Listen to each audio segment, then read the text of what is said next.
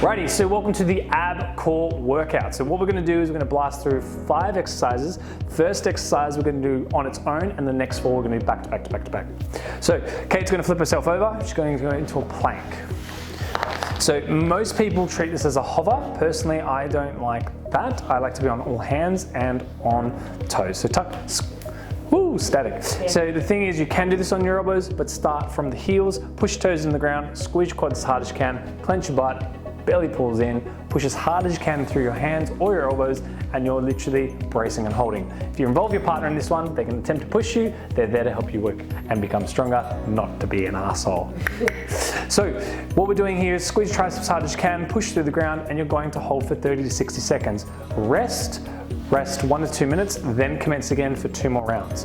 Once you have completed that, then move on to the B series, which will be all of the other core workouts. What you're doing is priming and engaging everything, so if you are short on time, it's only going to take you about 15-20 minutes.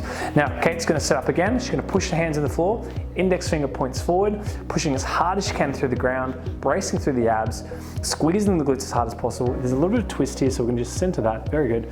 Hair off the bum, squeeze your quads as hard as you can, and push your feet in the floor. Little trick, pull your hands, with your hands feel like you're pulling yourself forward, and with your feet feel like you're pushing your heels back. What that does is creates a tug of war through your abdominals, so you don't need someone to push you, to challenge you. If you want, get your partner involved, and that'll be fun. And rest. Now, once you've had your rest, take a breather. Now you're going to commence into the next sequence, which is the B series. Now let's go side hover. Now, you'll find this a little bit easier if you do it on the elbows. Notice elbow is stacked under the shoulder, hips nice and stacked, both legs straight, press to the heels and lift. Alternative option if you need, place this foot in front, pressing hard into the ground to drive your hips up as hard as possible. Once you've done 30 seconds, you'll spin yourself over. Beautiful. So 2 options there, stack, hips lift, press through feet.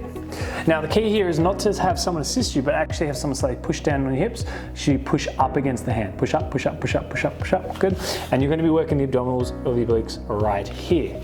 Once you have completed the side oblique, you're going to lie down on your back, not to rest, but to get into the McGill sit-up. So lying on your back. McGill sit-up is designed to strengthen your rectus abdominis, the front of the abs. One knee is bent to take out tension from the hip flexor. Fingers into the sternum, elbows up as high as you can, chin to chest, so strengthen neck flexors, then curl up as high as you can, hold, then roll back.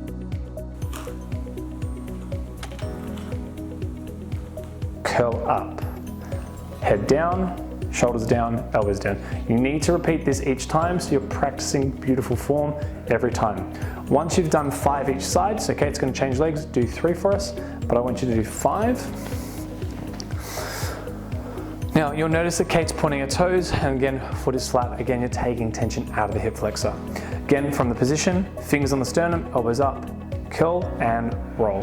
Now if you wanted to challenge this, you can go arms to head, but again, it's chin to chest first, then curl up, hold, and back down. Your arms shouldn't throw forward.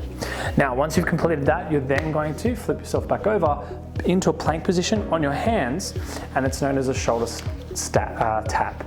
So press the hands hard on the floor, pull yourself forward, pull the belly in, squeeze the glutes, squeeze the glutes, squeeze the glutes, thank you. Squeeze your quads, push your feet into the ground, feet a little bit wider, so you can then alternate and shift your weight so you can tap your shoulders. Let's go 10 each side. Now, you can have a game.